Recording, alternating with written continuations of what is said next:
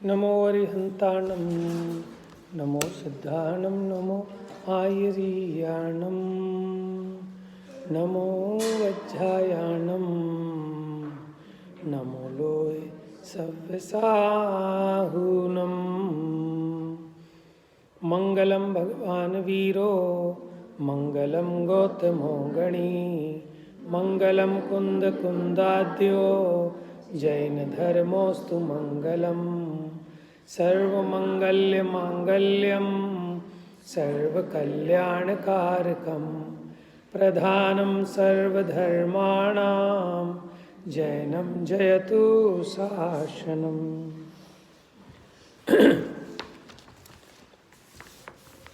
कुछ हमने क्वेश्चन दिए थे, किसी ने आंसर लिखे? जिसने नहीं लिखे जरा वो हाथ खड़े करना। जिसने नहीं लिखे वो खड़े कर लो हाथ। क्यों नहीं लिखे?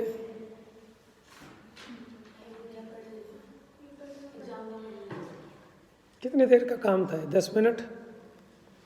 जिसने नहीं लिखे वो खड़े हो जाओ जल्दी जल्दी। जिसने नहीं लिखे वो खड़े हो जाइए। हाँ जी, पीछे लिखे खड़े हो जाओ। तू तो रहने दे, तू तो आया ही नहीं था क्लास में।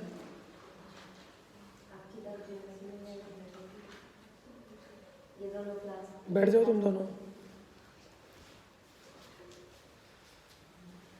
बताओ बेटा क्यों नहीं लिखा?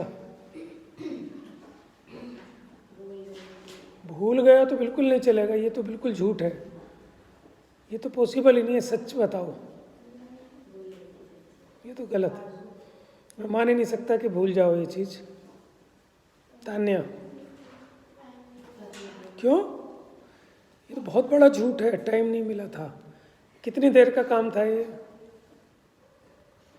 कोई 2-3 घंटे थोड़ी चाहिए थे इस काम के लिए। Maximum 15 minute. आंसर बता भी दिया था मैंने, उसके बावजूद भी नहीं लिखा। झूठ बोल रहे हो। 2 कर लिए? मैंने 2 ही दिए थे बस।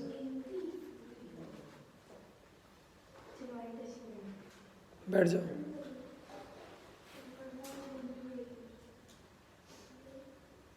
जस्टिफाइड नहीं है रीजन।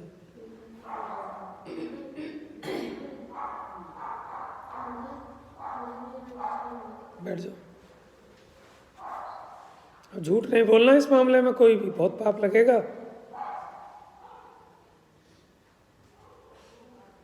आप खड़े रहो बिल्कुल।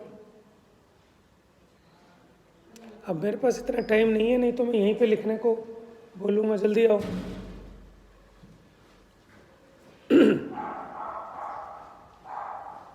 कॉपी दिखा दो आप अपनी। नोटबुक में लिखे जो पोस्ट क्वेश्चन दिए थे परसों। खड़े हो जाओ पीछे। जिसने लिखे हैं, रिया फटाफट सुनाओ जोर से। इधर आ जाओ। पहला प्रश्न था निमित्त उपादान का ज्ञान क्यों आवश्यक है? सुनिए। इनको जाने बिना कारण कार्य का ज्ञान नहीं होता, कार्य की उत्पत्ति नहीं होती, इससे उल्टी मान्यता बढ़ती है, मिथ्यात्व होता है और संसार में भ्रमण का कारण है। बात समझ में आ रही है? हाँ जी, क्योंकि निमित्त उपादान को जाने बिना हमें सही कारण कार्य व्यवस्था का ज्ञान नहीं हो सकता। जब तक सही कारण कार्य व्यवस्था का ज्ञान नहीं होगा तो हमारी उल्टी मान्यता कैसे मिटेगी? एग्जाम्पल दिया था इसके लिए कोई? दूध और नमक। दूध के लिए। इसी प्रकार सुख के लिए कि सुख का असली कारण तो वीतरागता है, सम्यक दर्शन ज्ञान चारित्र है। अब इसको उसका सही कारण नहीं पता होगा और उसके निमित्त कारण देव शास्त्र गुरु हैं। उपादान कारण क्या है? वीतराग भाव। तो उसको वो कारण सच्चे नहीं पता है, इसलिए अन्य कारणों को खोजता है, 5 इंद्रियों के विषय जुटाता है। तो फिर इसका सुख होगा कैसे? इसको उल्टी मान्यता पुष्ट होती है, मिथ्यात्व होता है, संसार परिभ्रमण होता है। वेरी गुड, बैठ जाओ। अंकल मैंने डायरी पे लिख लिए, किस पे लिख लिए थे? डायरी पे लिखे हैं। ये तो क्लास में लिखे थे वो है, अब घर पे भी तो लिखो बेटा। बताओ क्या करूं? मुझे तो बहुत दुख हुआ क्योंकि मैंने बिल्कुल इतने छोटे लेवल से समझाया है कि जो बिल्कुल कुछ नहीं जानता वो प्राइमरी क्लास का बच्चा भी कर लेगा, समझ जाएगा।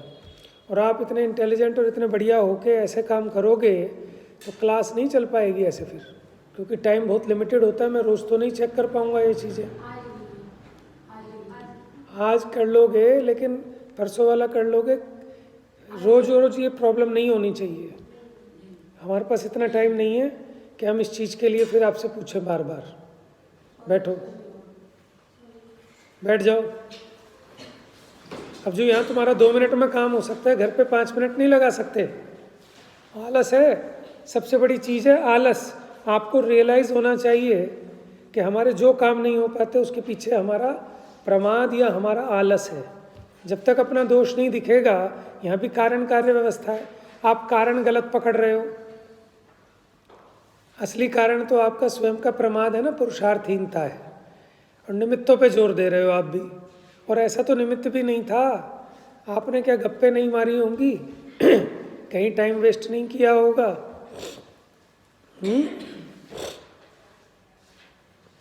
आप अपने आप सोचिए, ये चैप्टर इसी बात के लिए है। हम निमित्तों पे दोष देते हैं कि कोई ऐसा निमित्त है जिसने आपको ज़बरदस्ती पकड़ लिया कि काम नहीं करेगा, पढ़ाई नहीं करेगा, 10 मिनट भी नहीं लगाने। अगर देखो फ़ायदा उठाना है पढ़ाई का तो आप मेहनत करो साथ साथ, क्योंकि अभी इजी होता है, साथ साथ आप इसको लिख लेंगे, घर जाके देख लेंगे, और फिर बाद में वो सब चीज़ें विषय गायब हो जाता है। चलिए, तो आपको कुछ फिल इन द ब्लैंक्स भी लिखवाए थे। देखो, वस्तु व्यवस्था में एक है सिद्धांत वस्तु स्वातंत्र।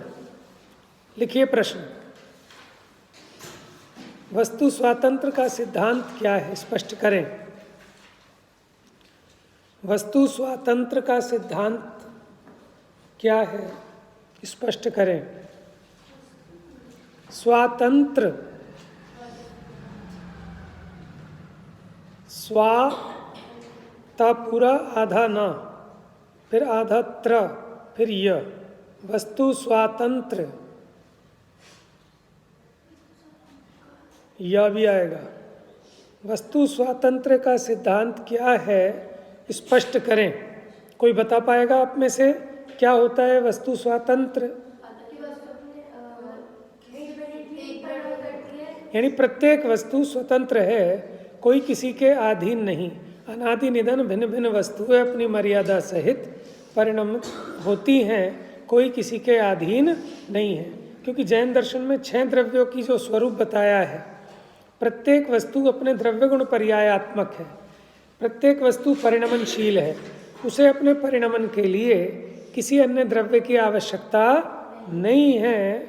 एक द्रव्य दूसरे द्रव्य के परिणमन में हस्तक्षेप नहीं करता, यही वस्तु स्वातंत्र का सिद्धांत है। तुमने बताया जगत को प्रत्येक कण स्वाधीन है, करता न धरता कोई है, अणु अणु स्वयं में। माने सब अपने अपने मालिक हैं, प्रत्येक वस्तु अपनी मालिक है। अब उत्तर मैंने बता दिया, आप लिख लेंगे घर पर?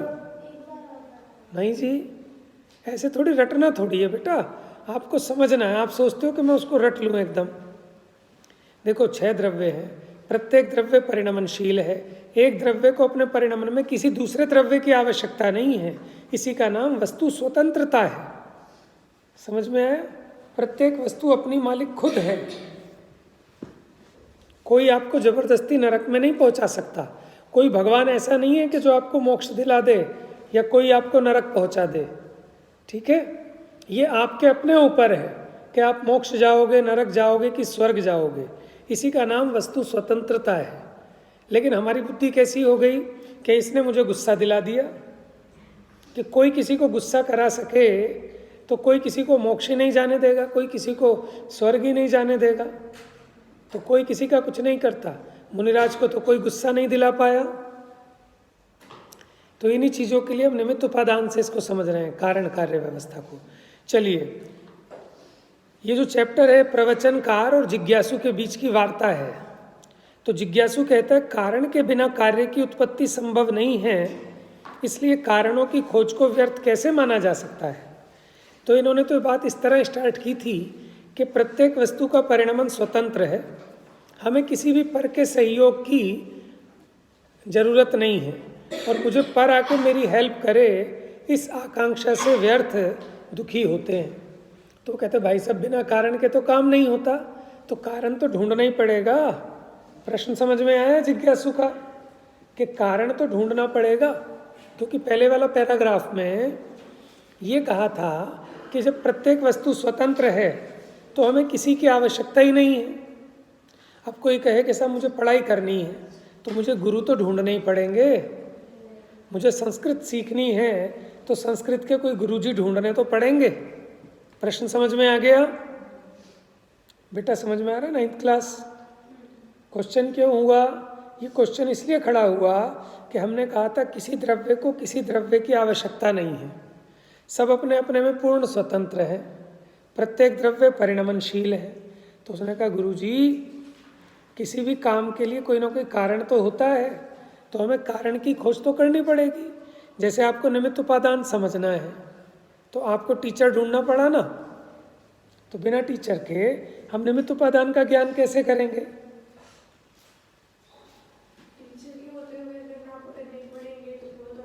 वेरी गुड, बहुत बढ़िया। अब यही बात यहाँ समझाएंगे कि टीचर बताओ निमित्त कारण है कि उपादान कारण? 9वीं क्लास के बच्चे निमित्त है। इसका मतलब एक बात तो ये समझ लेना, निमित्त होता है पर द्रव्य। क्या होता है निमित्त? और उपादान होता है अपना स्वयं का, अपनी शक्ति। बात समझ में आ रही है? परसों भी कुछ लिखवाया था थोड़ा बहुत निमित्त उपादान के बारे में। क्या लिखा था बताना? जो स्वयं कार्य रूप परिणमित हो उसे उपादान कहते हैं। जो स्वयं तो कार्य रूप परिणमित नहीं होता लेकिन कार्य के अनुकूल होता है उसको कहते हैं निमित्त। घड़े का उदाहरण देके समझाया था, आज हमने अध्यापक का उदाहरण से समझ लो। प्रवचनकार, तुम ठीक कहते हो कि कारण के बिना कार्य की उत्पत्ति संभव नहीं है। इसका एक फिल इन द ब्लैंक्स बना लो। डैश के बिना डैश की उत्पत्ति संभव नहीं है। इसी लाइन के नीचे डैश लगा लो। अलग से क्या लिख रहे हो? बुक में अपने मार्क कर लो ना इसमें। किंतु जानते हो कारण किसे कहते हैं? अब लिखो, ये उत्तर है प्रश्न का। कारण किसे कहते हैं? आंसर है कार्य की उत्पादक सामग्री को ही कारण कहते हैं। और ये कारण 2 प्रकार के होते हैं।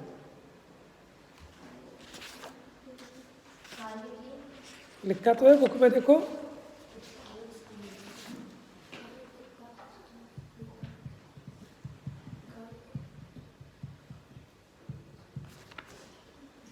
समझ गए? कार्य की उत्पादक सामग्री को क्या कहते हैं? क्या होती है उत्पादक सामग्री? जैसे बिस्किट बना आटे का, तो उसकी उत्पादक सामग्री क्या है? हमने कल एग्जाम्पल लेके बताया था ना। जैसे हमें काम करना है तो क्या क्या चाहिए? जैसे आपको रोटी बनानी है तो क्या क्या सामग्री आपको चाहिए? तवा चाहिए, अग्नि चाहिए, बनाने वाला चाहिए, है ना? तो फिर हमने उसमें छाटा था कि कौन कैसा कारण है, कि ये निमित्त कारण है कि ये उपादान। तो इसका मतलब आप समझ गए, चैप्टर का बेसिक तो आपको समझ में आ गया। आप नहीं थे ना कल परसों? अक्षिता है, क्या नाम है तुम्हारा? तुम्हारा नव्या। तुम्हारा था अंशिका। और अंशिता कहाँ है? अंशिता, अंशिका, अक्षिता, वंशिका।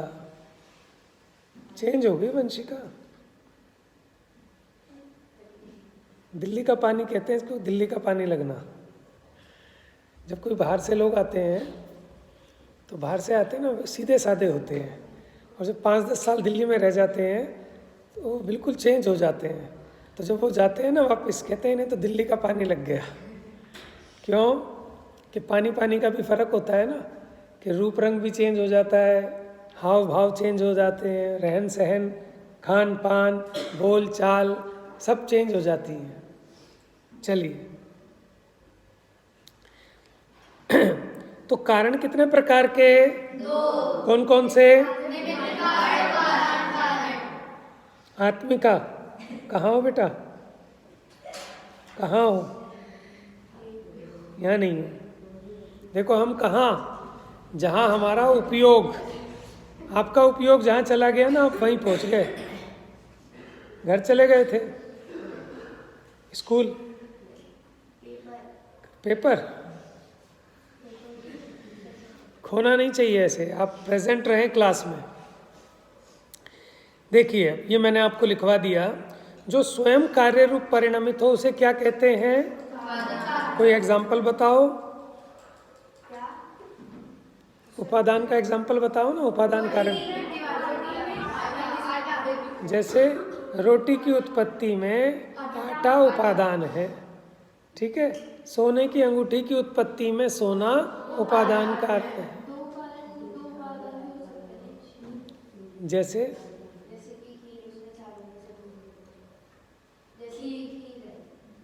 हाँ, वो मिश्रण है ना, मतलब उसकी उत्पादक सामग्री तो वो मटेरियल है।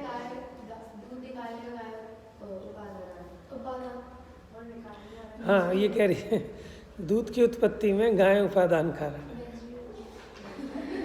इसका भी दिमाग कहाँ चल रहा है?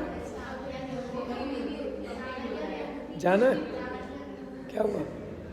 कुछ कह रहे थे, पूछना है कुछ? छोड़ के आओ,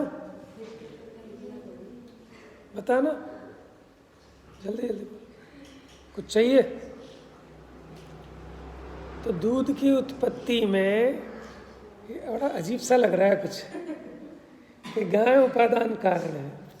अच्छा, ग्वाला दूध देता है या गाय दूध देती है? ग्वाला नहीं देता, गाय देती है आपको आके घर पे। देखो, निमित्त की अपेक्षा देखो तो ग्वाला देता है, ठीक है। जैसे हम कहते हैं मम्मी ने रोटी बनाई, वो आता था ना, एक एडवर्टीजमेंट आता था कि नहीं नहीं बहू है, उसने बड़ा स्वादिष्ट खाना बनाया, तो बहू की तारीफ हो रही है। तो वो घी का एडवर्टीजमेंट था। क्या था वो? क्या है, याद है? कि वो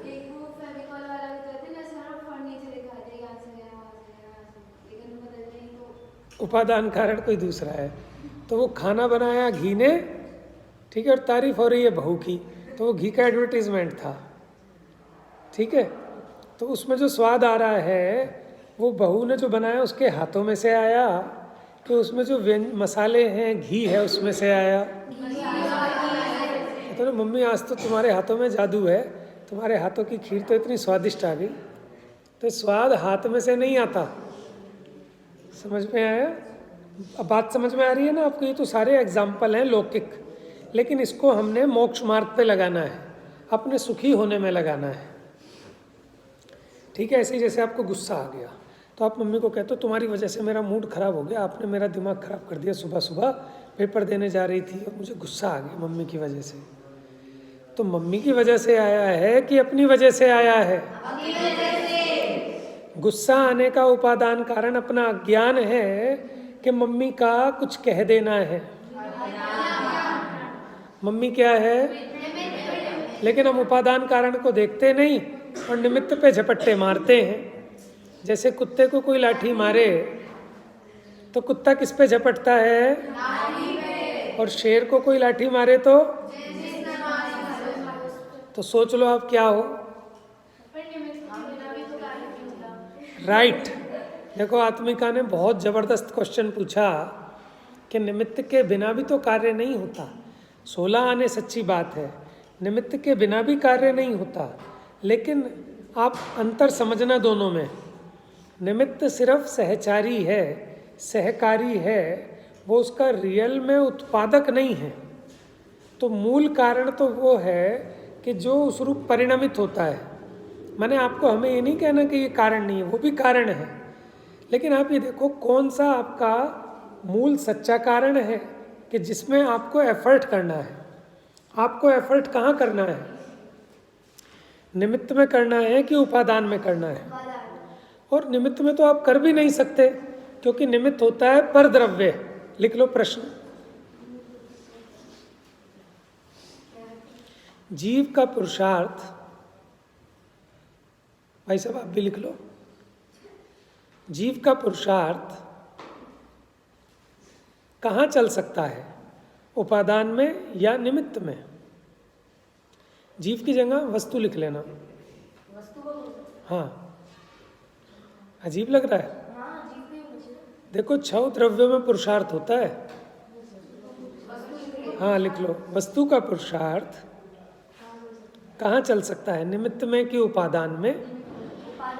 उपादान में। निमित्त में माने देखो आटा है ना, आटा ही तो रोटी रूप परिणमित होता है, ठीक है? तो आटा जो रोटी रूप परिणमित हुआ, यही उसके पुरुषार्थ पूर्वक होता है। किसी भी द्रव्य में कोई भी परिणमन होता है ना, तो वो उसमें उसके स्वयं के पुरुषार्थ से होता है। यानी उसका जो वो एक दशा से दूसरी दशा रूप परिवर्तित होना है, वो बिना पुरुषार्थ के नहीं होता। बात समझ में आ रही है? राइट। जब वो स्वयं अपनी योग्यता से उस रूप परिणमित होती है, तो बाहर में योग्य निमित्त होते ही हैं। देखो आटे से बिस्किट बना, ठीक है, आटा हो गया उपादान, लेकिन अब कैसा बिस्किट बनेगा ये आटे की योग्यता पे है ना। मानो बासी आटा है तो टेस्टी नहीं बनेगा, ताज़ा है तो टेस्टी बनेगा, लेकिन उसमें योग्य निमित्त भी होता ही है। कोई नौसिखिया हो तो वो बिस्किट बिल्कुल जल जाएंगे, बेकार हो जाएंगे। कोई समझदार व्यक्ति हो तो बिस्किट टेस्टी बनेंगे। यद्यपि उपादान कारण तो आटा है, ठीक है, लेकिन फिर भी निमित्त उसके अनुकूल होता है। जब वो बिस्किट बनेगा, रोटी बनेगी, तो उसमें योग्य निमित्त होगा। कौन निमित्त होगा? जिसको बनाना आता है, उसका जानकार, इसलिए निमित्त अनुकूल। अब मान लो ऐसा निमित्त बना दो कि जिसको बनाना ही नहीं आता, तो फिर रोटी कैसी बनेगी? तो हमें बेसिकली यहाँ समझना है कि हमको फोकस कहाँ करना है। होता क्या है कि पुरुषार्थ तो अपने में करना है। जैसे हमको सुखी होना है, ये सुखी होने का कार्य है, तो इसका उपादान कारण तो मैं स्वयं हूँ ना, आत्मा, और निमित्त कारण क्या है? देवगुरु शास्त्र। लेकिन मैं देवगुरु शास्त्र के आगे हाथ जोड़ के खड़ा रहूं और अपने में वर्क नहीं करूं, तत्व चिंतन, तत्व विचार, आत्म ध्यान ये नहीं करूं, तो क्या भगवान सुखी कर देंगे? यद्यपि भगवान सुखी करने में निमित्त हैं, लेकिन आपको फोकस कहाँ करना है? आपका पुरुषार्थ कहाँ होगा? अपने में होगा, अपने भावों में होगा। तो हम ये कहना चाहते हैं, इसलिए हमें उपादान निमित्त कैसी, इनके कारणपना कैसा है, हमारी पहुंच कहाँ तक है, तो हम निमित्तों में व्यग्र हुए रहते हैं कि हमारा तो टीचर ही अच्छा नहीं है, इसलिए मैं मैथ्स में फेल हो गया। तो ये मिथ्यात्व है उसको ये समझना चाहिए कि मैं सही सम्यक पुरुषार्थ करूँगा, क्योंकि वो बेवकूफ़ टीचर से ही कोई बच्चा पढ़कर 100 में से 100 नंबर भी लाया है, और वो कह रहा है कि टीचर बड़ा अच्छा मिला था।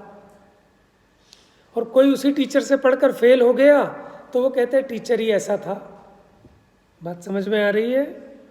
मान लो हम पढ़ा रहे हैं, अब 50% बच्चे ऐसे होंगे, कहेंगे भैया ने बहुत अच्छा पढ़ाया, हमको बहुत अच्छे से समझ में आ गया। 50% ऐसे होंगे, पता नहीं किसने बैठाल दिया, कुछ तो समझा नहीं पा रहे, दिमाग और ख़राब कर दिया, हमें तो कुछ नहीं समझ में आ रहा। बात समझ में आ रही है? तो इससे पता चलता है कि निमित्त से काम नहीं होता, काम तो अपनी उपादानगत योग्यता से होता है। जिसकी बुद्धि बंद है, जो अकल बंद है, ठीक है, उसको कुछ समझ में नहीं आएगा। जो अकल मंद है उसको कुछ समझ में आएगा, और जो अकल का धनी है उसको बहुत कुछ समझ में आएगा। बात समझ में आ रही है? ठीक है, आपकी बुद्धि से ज़्यादा कोई समझा सकता है क्या आपको? आपकी बुद्धि से ज़्यादा कोई समझा सकता है? जैसे एक मम्मी अपने बच्चे को ट्यूशन छोड़ने गई और कहती है सर जी इसको जो है अंग्रेज बना दो, बढ़िया, इसे बना दो टॉप इंटेलिजेंट। तो मास्टर जी ने कहा भैया वापस ले जाओ, मेरे पास ऐसी कोई पुड़िया नहीं है कि जिसमें मैं इसको घोल के पिला दूं और ये इंटेलिजेंट बन जाए। ये मेहनत करेगा अपनी तो इंटेलिजेंट बन पाएगा। इस बात को समझते हो ना आप? चलिए देखिए भैया, मैं भी अपने उपादान में ही काम कर सकता हूँ, मैं आप में कुछ नहीं कर सकता, मैं अपना पुरुषार्थ कर रहा हूँ। अब आपको कितना समझ में आए ये आपके पुरुषार्थ पे डिपेंड करेगा। समझ में आया ना? हाँ जी। मासूम, स्वस्ति, आस्था, साक्षी, अनन्य। साक्षी कहाँ है फिर? इसके जैसी सी, इसके जैसी लगती थी क्या दिखने में? कुछ कुछ डीम डोल ऐसा ही था, इसीलिए मुझे कंफ्यूजन हुआ। तो मतलब मेरा कसूर नहीं है, निमित्त का कसूर है ना? यही तो मिथ्या बुद्धि है। हम हर चीज का आरोपण निमित्त पे डालते हैं। मेरा दिमाग खराब हो गया, आपने काम नहीं किया, तो मेरा दिमाग किसने खराब किया? निमित्त ने। यही मेरी अज्ञानता है कि मुझे ऐसा लगता है ना निमित्त की वजह से, तो गुस्सा आएगा। और ये सोचे तो स्वयं में नाराज हो रहा है, नहीं किया तो अपना नुकसान किया, मेरा क्या नुकसान किया? बोलो बोलो बेटा। अरे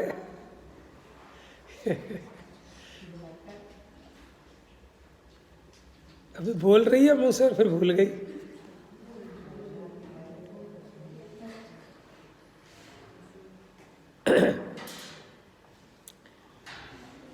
देखिए भैया, मैं तो अपने उपादान में पुरुषार्थ कर रहा हूँ, अब आप भी अपना पूरा पुरुषार्थ करें तो आपका इसका रहस्य समझ में आएगा निमित्त उपादान का। ठीक है?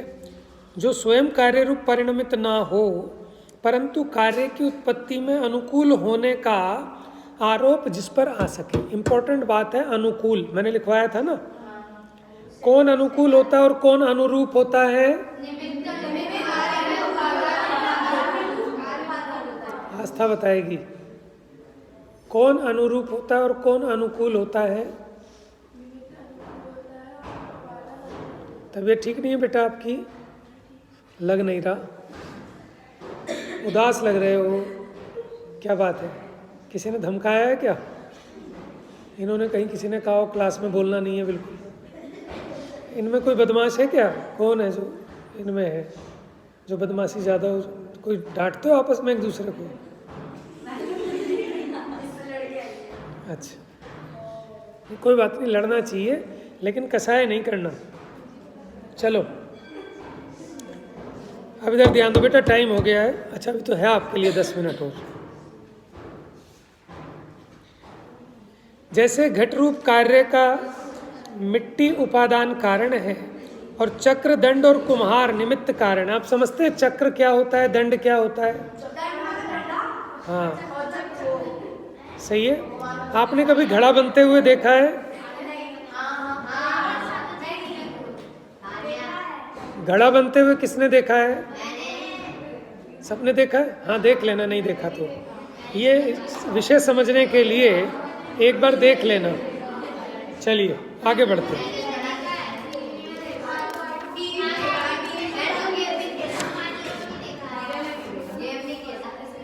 अब हम देखेंगे उपादेय किसे कहते हैं। उपादेय किसे कहते हैं, कोई बता पाएगा? उपादेय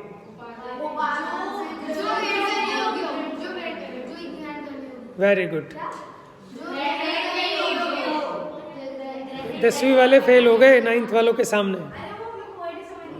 उपादेय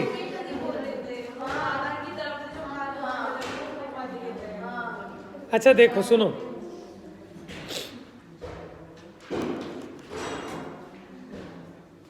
जब जो ये कौन सा प्रत्यय होगा, जैसे ज्ञान ज्ञे ए लगाया ना, ऐसे उपादान उपादेय। बात समझ में? उपादेय का मतलब ग्रहण करने योग्य होता है, ये तो बात ठीक है, लेकिन अभी रेफरेंस चल रहा है निमित्त उपादान का।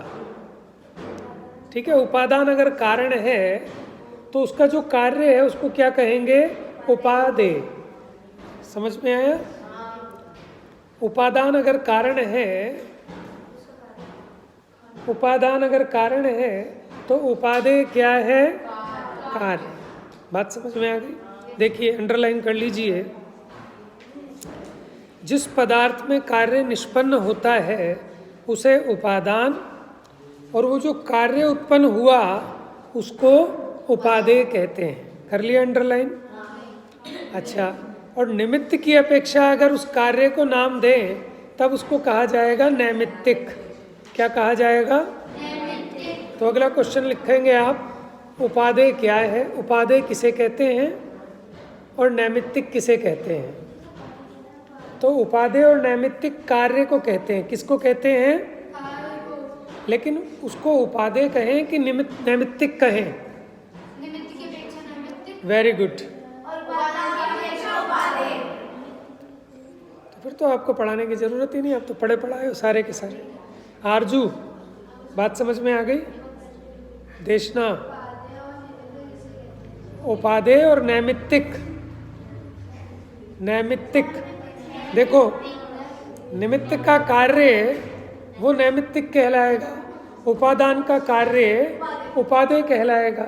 लेकिन दोनों के कार्य तो एक ही हैं। जैसे घड़ा बना तो जो घट है वो उपादेय है कि नैमित्तिक है? दोनों है। अब देखो कैसे कहेंगे। अनन्या, क्या बदमाशी हो रही है? सुनो, अब आपसे पूछ रहा हूँ, अनन्या से। अनन्या ही बताया ना नाम? कहाँ ध्यान है? हाथ बाहर निकालो। सुनिए, अब अनन्या बता रही है, जरा ध्यान से सुनना। घट जो कार्य है वो उपादेय है अथवा नैमित्तिक है? आस्था बताएगी। उपादेय है, नैमित्तिक है, दोनों हैं। बहुत बढ़िया, मासूम ने बताया, बिल्कुल ठीक।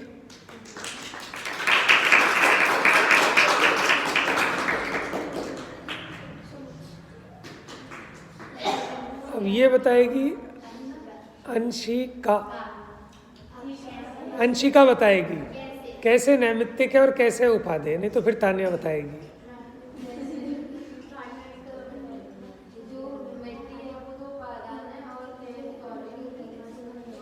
प्रश्न गलत, आप उत्तर गलत दे रहे हो। तान्या बताएगी। बेटा चुप।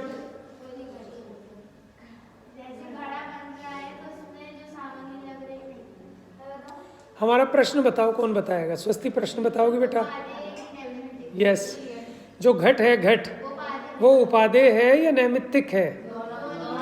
दोनों है। इसका स्पष्टीकरण कर रही है बेटा अक्षिता। हाँ, उपादान है, जैसे मिट्टी वगैरह से बना, जो भी उसमें उपादान था उससे वो बना, उसके पिछले की तो उपादेय है। और जो जैसे कुम्हार ने बनाया तो कुम्हार के द्वारा बनाया, ऐसा कहीं। देखो, कथन दो प्रकार से होता है। कथन दो प्रकार से होता है। अगर आप उपादान की तरफ से कथन करेंगे तो वही कार्य क्या कहलाएगा? उपादेय। ठीक है। और उसी का कथन अगर निमित्त की तरफ से करेंगे तो क्या कहलाएगा? एक एक बच्चे को ये बात समझ में आ जानी चाहिए। बाद में कोई नहीं पूछेगा मेरे से तो मुझे समझ में नहीं आई। नहीं आई तो अभी पूछना। रिया क्यों बात, कहाँ आपका? आप लिखने विखने में ज़्यादा दिमाग मत लगाओ, सुनने में लगाओ। लिखने में तो सब लिखा है किताब में। बोलो बेटा। रिद्धि, सिद्धि, सिद्धि बताएगी। बताओगे कि जैसे जो घड़ा उत्पन्न हुआ, ये घट रूप जो कार्य है, इस कार्य को नैमित्तिक कहेंगे कि उपादेय? अब आप बताओ नैमित्तिक कैसे कहेंगे इसको? अगर निमित्त की अपेक्षा कथन करोगे तो वो नैमित्तिक दिखाई देगा, और अगर उपादान की अपेक्षा कथन करोगे। अच्छा ये बताओ कि मैं अध्यापक हूँ कि मैं पिता हूँ? बात समझ गए? माने मेरे पुत्र की तरफ से देखोगे, कथन करोगे तो पिता, और मेरे विद्यार्थियों की तरफ से कथन करोगे तो? बात समझ में आ गई? तो कार्य एक ही है, लेकिन जब निमित्त कारण की तरफ से उसका निरूपण होगा तो उसको कहेंगे नैमित्तिक, और जब उपादान कारण की तरफ से कथन होगा तो क्या कहेंगे? उपादेय। मैं समझ रहा हूँ कि समझ में आ गया है सबको? हाँ बेटा, आ गया। चलिए, उपादान उपादेय और निमित्त नैमित्तिक को कृपया उदाहरण देकर समझा दीजिए। ये समझा चुके हैं, पढ़ दें एक बार जल्दी से। जैसे घट कार्य का उपादान कारण मिट्टी रूप द्रव्य है, यहाँ मिट्टी उपादान है, अतः उसकी अपेक्षा कथन करने पर घट कार्य उपादेय कहा जाएगा।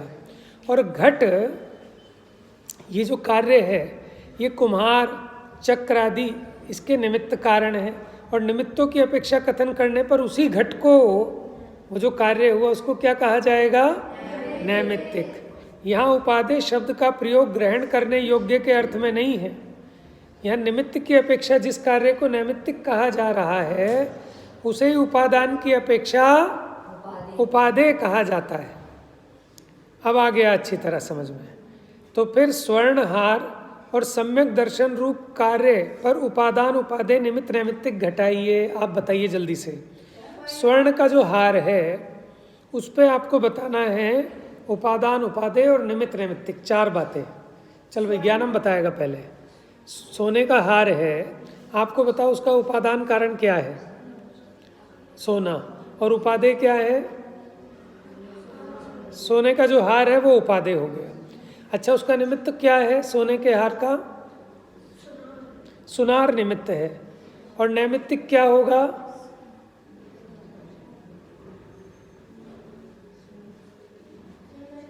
हाँ, हार। वेरी गुड, ठीक है जवाब। अब आप समझ गए सब। अब सम्यक दर्शन पे लगा के बताना है। चलो अब पूर्वी बताएगी बुलंद आवाज में एकदम। जो सम्यक दर्शन होता है वो अपनी मतलब सच्ची समझ से होता है। अगर अपन ये उपादान कारण है इसकी अपेक्षा बात करेंगे तो सम्यक दर्शन उपाधि हुआ, और अगर हम बोलेंगे कि देवशास्त्र गुरु से सम्यक दर्शन हुआ तो ये निमित्त हुआ, तो इसकी अपेक्षा सम्यक दर्शन। Very good. देखो, सम्यक दर्शन का उपादान कारण तो आत्मा है और निमित्त कारण देवगुरु शास्त्र है। तो जो सम्यक दर्शन रूप कार्य है निमित्त की अपेक्षा देखें तो ये उपादेय कहलाएगा, और अगर निमित्त की अपेक्षा देखें तो ये नैमित्तिक कहलाएगा, और अगर उपादान कारण की तरफ से देखें तो ये ही उपादेय कहलाएगा। ऐसे ही निमित्त। अच्छा, ये हो गया। अब देखो, आत्मद्रव्य या श्रद्धा गुण उपादान है और सम्यक दर्शन उपादेय है। नीचे मिथ्यात्व कर्म का अभाव। इन्होंने क्या कहा? सम्यक दर्शन होने में निमित्त क्या लिया? मिथ्यात्व कर्म का अभाव, क्योंकि मिथ्यात्व कर्म पुद्गल है, वो भिन्न द्रव्य है। देखो, मिथ्यात्व कर्म के नाश से सम्यक दर्शन हुआ, या मैंने अपने आत्मा में सम्यक श्रद्धा रूप पुरुषार्थ किया उससे सम्यक दर्शन हुआ। कौन सी बात ठीक है? पहले तो आप जवाब देंगे दोनों ही कथन सत्य हैं, लेकिन उनकी अपेक्षा समझ लेनी चाहिए। पहला कथन उपादान कारण की तरफ से कहा गया कि अपने आत्मा की श्रद्धा से सम्यक दर्शन हुआ, और दूसरा कारण निमित्त की अपेक्षा कहा। क्या कहा? मिथ्यात्व कर्म का नाश होने पर सम्यक दर्शन हुआ। तो दोनों बातें ठीक है, बहुत अच्छा। अब उपादान, यदि द्रव्य या गुण है तो द्रव्य और गुण तो सदा काल विद्यमान रहते हैं, तो कार्य सदा होते रहना चाहिए। प्रश्न समझ में आ रहा है? देखो, सम्यक दर्शन हुआ, उसमें कारण कौन? आत्मा या उसका श्रद्धा गुण। तो आत्मा तो अनादि से है, अनंत काल तक रहेगा, तो फिर सम्यक दर्शन अनादि से होना चाहिए था। अगर कारण अनादि से है तो कार्य भी तो अनादि से होना चाहिए। कारण अगर मौजूद है सदा तो कार्य सदा होना चाहिए। अगर उसका असली कारण आटा है रोटी बनने का, तो कारण तो सदा ही था ना, तो रोटी हमेशा की बनी रहनी चाहिए थी, तब से क्यों नहीं बनी? अनादिकाल से क्यों नहीं बनी? तो यानी उसके नित्यता का प्रसंग आएगा उस कार्य में। क्वेश्चन समझ में आ रहा है आपको? क्या प्रश्न उठाया, बताओ बेटा। कि अगर कारण वो अनादि से है तो फिर कार्य अनादि से क्यों नहीं है? हाँ, अगर कारण अनादि से है तो फिर कार्य भी अनादि से होना चाहिए। सम्यक दर्शन का उपादान कारण आत्मा है, तो आत्मा तो अनादि से था, तो सम्यक दर्शन भी अनादि से होना चाहिए था। ऐसा क्यों नहीं हुआ? तो इसका मतलब कारणों में अब कुछ और भेद प्रभेद समझेंगे, उसकी चर्चा हम कल से स्टार्ट करेंगे। अब उपादान कारण के भेद समझेंगे, निमित्त कारण के भेद समझेंगे, ठीक है? वो चर्चा अब हम कल करेंगे। आप जल्दी से दर्शन करके आ जाओ फटाफट। जा वाणी के ज्ञान से सूझे लो कालो, सो वाणी मस्तक नमो सदा देत हूँ धो। कल मैं पहले आते ही सुनूंगा इतना सब कुछ विषय। कल होगी क्लास? परसों होगी अब, ठीक है।